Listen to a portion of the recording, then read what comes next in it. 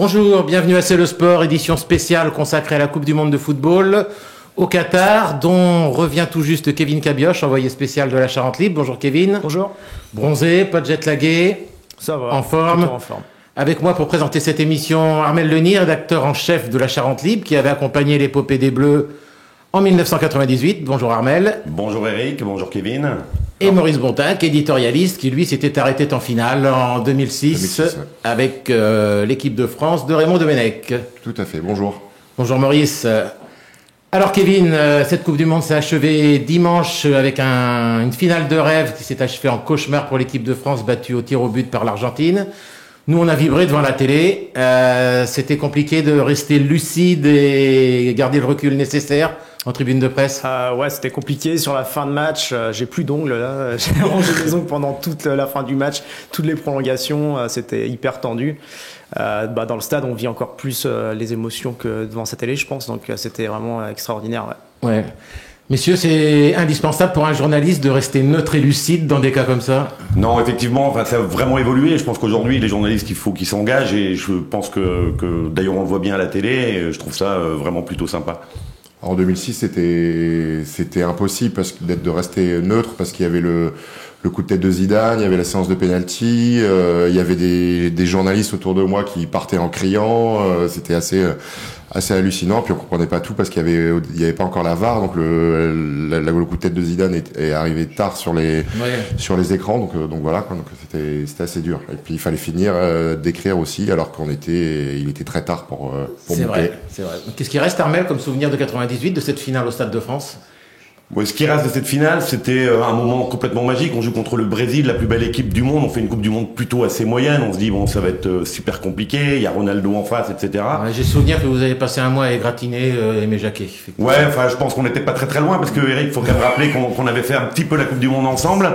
Voilà, c'est effectivement, et on a vécu un peu la même chose d'ailleurs cette année. Et la dernière fois, en 2018, on n'était pas loin non plus. C'est une équipe de France qui est compliquée, qui est poussive, etc., mais qui réussit des choses assez extraordinaires. Moi, j'allais dire, ce coup-ci, la morale, elle est finalement assez sauve.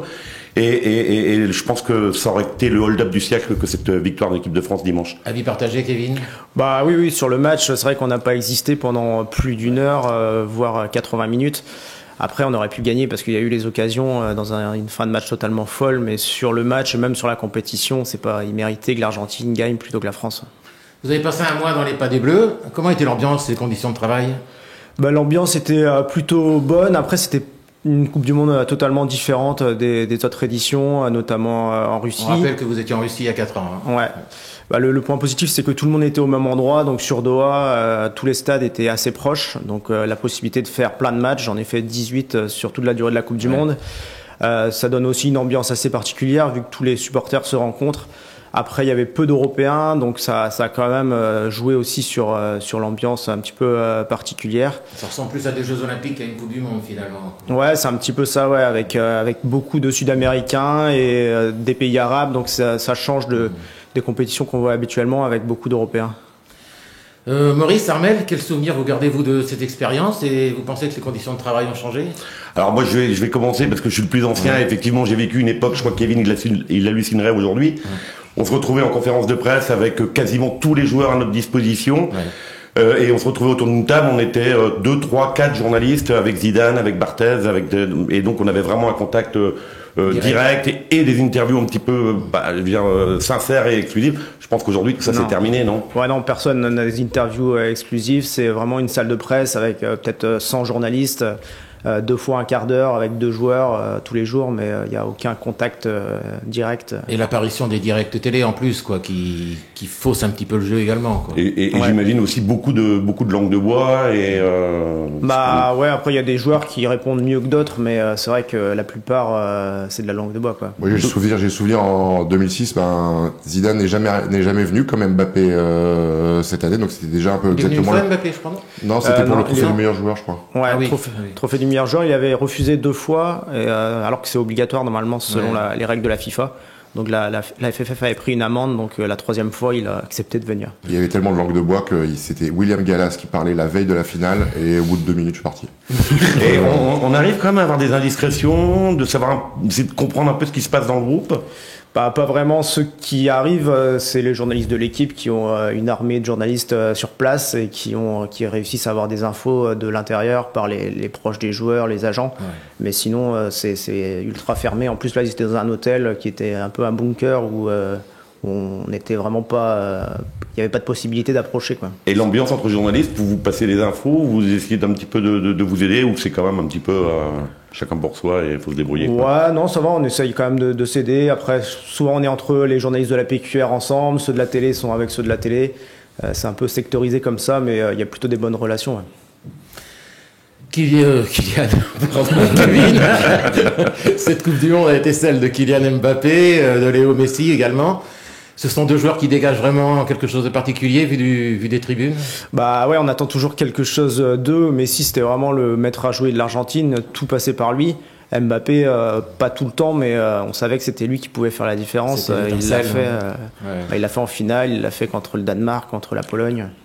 Est-ce que tu finis par aimer Mbappé au bout d'un moment que je t'ai lu quand même très critique un peu en 2018 et aussi notamment contre la Pologne, ça m'avait impressionné. Tu avais quand même écrit qu'il n'était pas dans un grand jour après un doublé et une passe décisive. Plus sérieusement, pourquoi t'as toujours un petit frein sur Mbappé, enfin peut-être avant jusqu'à la finale, mais sur la qualité du joueur, sur le fait d'être un peu critique? Bah là moins de frein quand même qu'en 2018. Je trouve qu'il a été dans un niveau encore supérieur à il y a 4 ans. Après, c'est que sur certains matchs, on peut ne pas le voir ou presque pas le voir pendant 70 minutes. Il va tenter des choses qui servent pas à grand chose, des grilleries, etc. Où il va pas se replacer défensivement, même si on peut pas lui en vouloir parce que c'est ce que lui demandait Deschamps. Il lui donnait une totale liberté pour garder toute son énergie pour attaquer. Mais donc c'est un petit peu ça qui est un peu frustrant des fois quand on le voit, mais au final, s'il est décisif et qu'il marque des buts, on peut pas lui en vouloir. Armel, Maurice, vous avez vu Zidane à l'œuvre en 98, en 2006, ça dégageait quelque chose de particulier sur le terrain? Alors en 98, c'était un petit peu différent parce qu'en plus il y a le carton rouge contre l'Arabie Saoudite deuxième match. Et le deuxième match, donc on s'est dit bon là ça va être compliqué, etc. Ouais. Après, voilà, il y a ce qui fait en finale qui est exceptionnel, c'est 2 buts sur corner de la tête. En plus, c'était pas forcément là où on l'attendait. Et on est obligé de dire chapeau. Quand on est obligé de dire chapeau à Kylian Mbappé, même si moi je partage aussi avec Kevin un certain nombre de réserves, mais qui sont peut-être moins liées aux joueurs qu'au style de l'équipe de France, qui est quand même extrêmement frustrant, quoi. Ce qui était intéressant en 2006 avec Zidane, c'est pour revenir sur Mbappé, qu'il était aussi en mission que quand même Mbappé cette année, c'est-à-dire qu'il avait plus ou moins fait une saison assez tranquille pour être en pleine forme. Et moi, mon meilleur souvenir de la Coupe du Monde 2006, c'est pas la finale, c'était un bon souvenir, mais c'est surtout le quart de finale contre le Brésil, où clairement maintenant tout le monde dit que c'est le meilleur match de l'histoire de Zidane, et c'était juste incroyable. Et je me rappellerai toujours dès la première minute, il fait une action de folie, un sombrero sur Ronaldo, et je me suis dit c'est bon, on a gagné, quoi. Avec l'avantage là que c'était en novembre-décembre, donc les joueurs sont vraiment en pleine forme, et je pense que ça s'est ressenti avec un bon niveau, notamment sur le plan physique de toutes les équipes, alors qu'en mois de juin des fois ils sont un petit peu cramés d'une longue saison. Et Messi, justement, au PSG, c'était devenu une blague de dire qu'il marchait sur le terrain, etc. Là, on l'a vu totalement transfiguré. Ouais, c'est vrai qu'il a pas mal défendu. Il jouait en deuxième attaquant aux côtés d'Alvarez, et on le voyait défendre, on le voyait beaucoup courir. Je pense que c'est pareil, il est en mission pour son pays. Après, c'est dur parce que le début de saison de Messi au PSG est incroyable, quand même. Au niveau des stats, oui. Non, mais c'était plus par rapport à la saison dernière, où effectivement on l'attendait et on pensait qu'il était venu en pré-retraite. En fait, non, il est venu au PSG préparer cette Coupe du Monde. On parle de grands joueurs. Armel, vous avez aussi vu Stéphane Guivarch en 98. Comme quoi tout est possible, on peut gagner la Coupe du Monde effectivement avec une attaque critiquée à l'époque. Il y avait Dugarry aussi qui était extrêmement critiqué, qui avait marqué, mais qui avait marqué dès le premier match, et avec une image magnifique où il tire la langue aux journalistes. Aujourd'hui, cette année, on avait une équipe en attaque extrêmement forte, mais il y avait aussi un certain nombre de faiblesses. Je sais pas si l'équipe de 2006 qui a pas gagné, c'était pas l'équipe la plus aboutie. Elle était quand même, elle était très solide, mais j'allais presque dire, elle était déjà ce que fait Deschamps maintenant, c'est-à-dire qu'il y avait quand même une défense sur laquelle s'appuyer, puis un joueur. Il faut toujours un joueur au-dessus du lot dans ces équipes qui gagnent la Coupe du Monde ou qui sont en finale. Là, on avait vraiment un Zidane qui était vraiment meilleur qu'en 98. Là, c'était pareil. On ne sait pas si elle est plus aboutie que l'équipe de France de l'Euro 84 aussi, qui était quand même un sommet. Ouais, mais alors là, on parle il y a plus grand monde qui peut comprendre à quoi on fait référence. Mais effectivement, pour moi, c'est la compétition la plus exceptionnelle qu'on ait vue de la part de l'équipe de France. Mais on n'a pas vu 58. Ouais, voilà. C'est pour ça que vous êtes toujours aussi critique avec l'équipe de France aujourd'hui, c'est que vous n'êtes toujours pas revenu de 84, quoi. Ouais. Et d'ailleurs, est-ce que cette finale-là, finalement, peut nous faire oublier Séville 82? Parce qu'au niveau des émotions, on était quand même à peu près dans le même registre. Ouais. Il n'y a pas l'injustice qu'il y avait en 1982. Ni la dramaturgie de Battiston. Et effectivement, mais cela dit, ça a failli quand même être terrible. On a failli assister à la finale de Coupe du Monde, la pire de l'histoire du football. Pendant 75 minutes. Et là, moi, je pense à Kevin, qu'est-ce qu'il va écrire sur ce match? Ça va être extrêmement compliqué. Ouais. Quoi. Il y a quand même eu, de mémoire, il y a eu un Brésil-Italie. 0-0 en 94. Ouais, qui était quand même une belle purge. C'est vrai que ça là, qui était magique, quoi. On avait l'impression que c'était dans la continuité de la demi-finale. Moi, j'avais pas du tout aimé le match contre le Maroc. Alors, on avait gagné 2-0. Les commentaires étaient plutôt sympas, je trouve, sur l'équipe de France. Mais alors que c'est surtout le Maroc qui était cramé par toute la compétition. Et j'avais trouvé que le niveau était vraiment très faible. Et c'était dans la continuité sur cette finale jusqu'à cette 80e minute où y compris au quart de finale contre les Anglais, qui, à mon avis, les Anglais étaient l'équipe la plus forte. L'Angleterre était l'équipe la plus forte de cette Coupe du Monde. Et mais collectivement, les Français avaient été bons, quoi. Ils étaient vraiment dans le coup, alors que en finale, on les voyait pas du tout, quoi.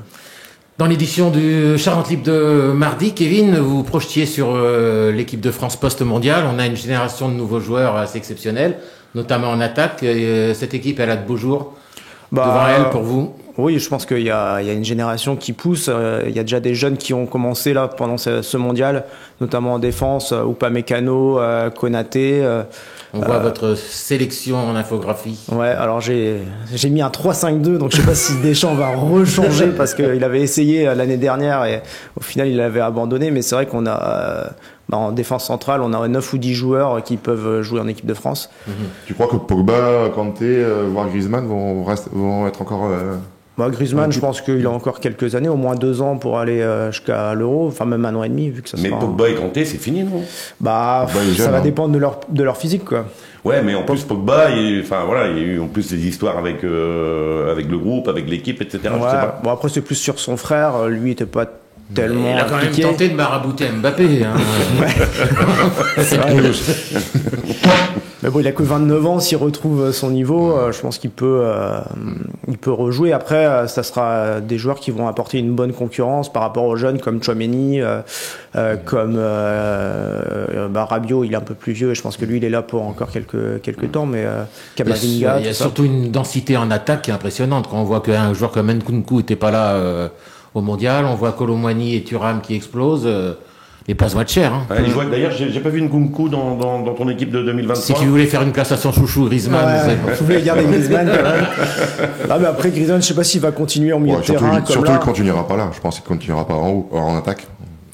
Ouais, je sais pas. Après, il a 31 ans, donc il va pas pouvoir non plus courir 13 bornes par match. Là, on a vu sur la finale que ça commençait à être compliqué d'ailleurs, peut-être à l'accumulation des matchs. Donc, en attaque avec Mbappé, je pense que ça peut le faire. Pendant un mois, Kevin, en dehors des matchs et du terrain, vous avez fait des rencontres. Vous avez sillonné Doha, on a lu vos billets, on a lu vos reportages sur les supporters anglais, supporters marocains. Cette fan zone du pauvre, du tiers-monde également, où se regroupaient les Pakistanais, les Indiens. C'était indispensable d'aller au Qatar justement pour raconter tout ça. Bah ouais, parce qu'il y avait pas mal de questions qui se posaient avant de partir, des polémiques en tout genre. Il y avait eu, je sais pas si vous vous souvenez, les faux supporters qui défilaient dans les rues, etc. On se demandait mais qu'est-ce que c'est que ça Alors il y avait des faux supporters, mais c'était surtout en fait des Asiatiques qui étaient pour le Brésil, pour l'Argentine, parce qu'ils sont pour Messi, pour Neymar. Et en fait, ils sont tellement nombreux que c'est eux qu'on voyait beaucoup sur les images. Donc, c'était intéressant d'aller au Qatar pour raconter ça et raconter cette ambiance qui était particulière. Mais en même temps, ils n'étaient pas très visibles, on a l'impression quand même. Bah, ils étaient visibles sur certains lieux. C'est un pays qui est fait de castes en fait, donc ils pouvaient pas aller n'importe où. Pour aller dans les fan zones officielles, par exemple, il faut avoir la carte AYA qu'on a que quand on a des billets de match, donc ils pouvaient pas y aller. On les voyait très peu au stade aussi parce que ça coûtait trop cher.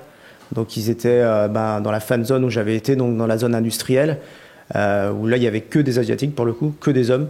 Donc c'était une ambiance particulière. On les voit, mais c'est vrai que c'est un pays qui a des inégalités sociales importantes, quoi. C'est discrimination au niveau des sexes aussi, beaucoup. Enfin, je sais qu'on en parlait au téléphone. Le personnel de l'hôtel, par exemple, c'était uniquement masculin. Ouais, bah ça c'est dû au fait que ceux qui viennent travailler au Qatar, c'est en très grande majorité des hommes. Les femmes restent au pays avec les enfants. Donc ils viennent ici. Donc effectivement, même les métiers dits féminins, comme les femmes de ménage, c'est des hommes. Effectivement. Armel, on en avait parlé effectivement beaucoup avant la Coupe du Monde, de cette nécessité, beaucoup de journaux se posaient la question d'y aller. Franchement, c'était complètement justifié. Ouais, effectivement, notre boulot de journaliste, c'est pas de décider à l'avance si c'est bien ou pas, et au contraire, j'allais dire, c'est là où il y a des choses à dire, où il y a des choses à vérifier, où il y a des choses à voir, que c'est indispensable d'y aller, et qu'on peut pas se contenter de voir ça de loin. Et la mission de Kevin était évidemment de parler de la Coupe du Monde, évidemment de parler de l'équipe de France.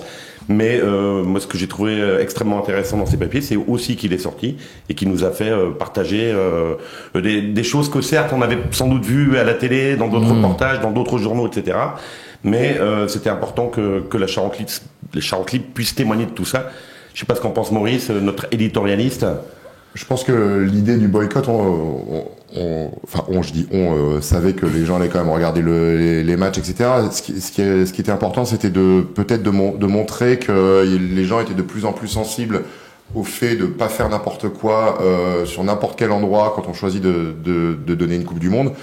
Le vrai problème, en fait, au-delà des droits humains et tout ça, qui est un vrai problème au Qatar, c'est le problème de la FIFA, qui n'a absolument aucun contre-pouvoir et qui fait ce qu'il veut pour faire plus d'argent possible. Aucune morale non plus. Et aucune morale, et qui est-ce qu'ils vont prendre un peu la pression de l'extérieur pour se dire on va réfléchir à deux fois avant de mettre une Coupe du Monde en Arabie Saoudite ou à l'inverse en Chine.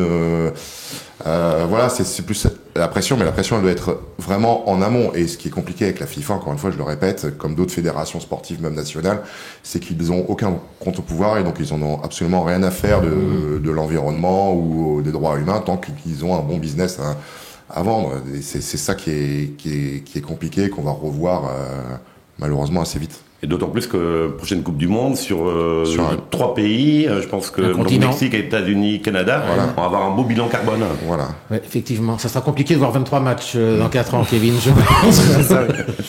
Et ces histoires, ces polémiques, ces appels au boycott, comment ça a été ressenti, vécu sur place ? Sur place, en fait, c'est un peu compliqué parce que quand on parle avec, par exemple, les travailleurs asiatiques, ils nous racontent que leurs conditions de travail, elles sont difficiles. Ils travaillent 10 heures par jour, 6 jours par semaine, mais ils gagnent 250 €, qui est le salaire minimum là-bas. Et même si c'est pas beaucoup, pour eux, c'est déjà énorme parce que c'est 2 fois ou 3 fois plus que ce qu'ils gagnent chez eux. Donc, au final, ils se satisfont de la situation, même s'ils disent que oui, les conditions sont difficiles, notamment en été. Là, c'était l'hiver, mais en été, quand il fait très très chaud, c'est là que c'est le plus compliqué. Même si l'hiver n'est pas forcément moins pénible au soleil, comme disait Charles. Ouais, voilà. Mais ils n'ont pas forcément conscience de tous ces morts qui sont pas forcément visibles, quoi. C'est des gens qui meurent un peu dans l'indifférence et qui meurent pas sur leur lieu de travail, quoi. C'est pas des accidents du travail. Marcel, contraction de Maurice et d'Armel. Elle est bien, ça. Maurice, Armel, il va rester quelque chose. Il va rester quelque chose. Vous pensez au Qatar où la page est déjà tournée? Mais je pense qu'il y a une compétition bientôt, non? C'est pas ça? Sur un autre, ils vont se resservir pour des stades un petit peu en septembre. Je crois qu'il y a une compétition un peu internationale ou d'Asie. Mais après, qu'est-ce qui va en rester? Non, je pense qu'eux, ils sont très contents. Ils ont réussi leur soft power. Là, ils ont réussi leur Coupe du Monde. Ouais, il va rester une finale exceptionnelle. Moi, je crois qu'il faut encourager des choses sur le plan sportif. Le stade en container, a priori, il a déjà commencé à être démonté. Ouais. Et en plus, oui, ils vont s'en servir pour monter des stades, notamment en Afrique. Donc ça sert aussi à faire de la diplomatie par le sport, en offrant des stades un peu partout.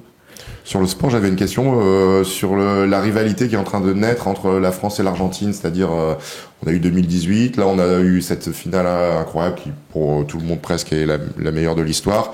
On voit les célébrations en Argentine avec des insultes, une forme de violence contre Mbappé j'ai encore vu un cercueil avec la tête d'Mbappé qui a été brûlé par le public, le gardien de l'Argentine qui était avec une poupée vaudou à l'effigie d'Mbappé sur le bus à Impérial.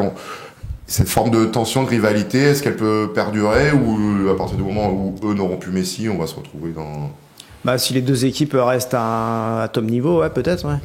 Parce que pour discuter avec des journalistes argentins, c'est vrai qu'ils avaient très peur de la France. Pas forcément l'équipe qui joue le mieux, mais ils pensaient que c'était la plus dangereuse pour eux. Ils avaient toujours en tête 2018. Oui, il y a le traumatisme à évacuer quand même. Ouais, voilà. Et puis Mbappé, c'était le joueur. C'est pas pour rien qu'ils l'ont visé régulièrement. Ouais. Cela dit, en plus, c'est aussi le style de l'Argentine. Ils l'ont fait également pour la Copa América avec le Brésil. Où il y avait un contrat sur la tête de Neymar. Enfin voilà, ils se construisent aussi un petit peu comme ça. Ah mais là c'était pas un contrat pendant le match. J'ai pas eu l'impression qu'il y a eu beaucoup de violence, mais c'est surtout autour après les insultes qui sont très très impressionnantes. Ouais, mais ils ont un côté provocateur que le gardien symbolise assez bien quand même. C'est cette ferveur qui génère aussi des excès, quoi. Forcément, quoi. On a vu hier la ferveur hier à Buenos Aires avec 5 millions de personnes, les joueurs évacués par hélicoptère. Enfin c'est totalement fou, quoi. Ouais. Pour terminer, Kevin, on a une petite séquence vidéo. Vous avez demandé des pronostics en cours de compétition depuis Doha. On va éplucher ça. Johan, s'il te plaît. Le Brésil, je les ai vus au dernier match, c'était quand même assez exceptionnel en première mi-temps. Donc je les vois s'imposer, on va dire 3-0. 3-0 pour le Brésil. Qui ont perdu. De la Coupe du Monde. Ouais, je pense que ça va être beaucoup plus serré. Les Pays-Bas, c'est très costaud. Pays-Bas-Argentine. L'Argentine réalise aussi un bon tournoi. Je vois bien un match très serré, on va dire un partout, et l'Argentine au tir au but. J'étais presque. Chapeau. C'était pas loin. 16h, le Maroc, la belle surprise de ces quarts de finale face au Portugal. Ouais, le Maroc sera soutenu par tout un stade. Il y a énormément de Marocains ici. Et en plus, ils ont tout le soutien de toute l'Afrique, de tout le monde arabe et du Qatar. Mais je pense qu'ils ont quand même laissé pas mal d'énergie sur leur victoire lors du huitième de finale. Donc, je pense que ça va être compliqué pour eux. Ils ont pas mal de blessés. Peut-être une défaite, 2-0. Bon, c'était la demi-finale en avance.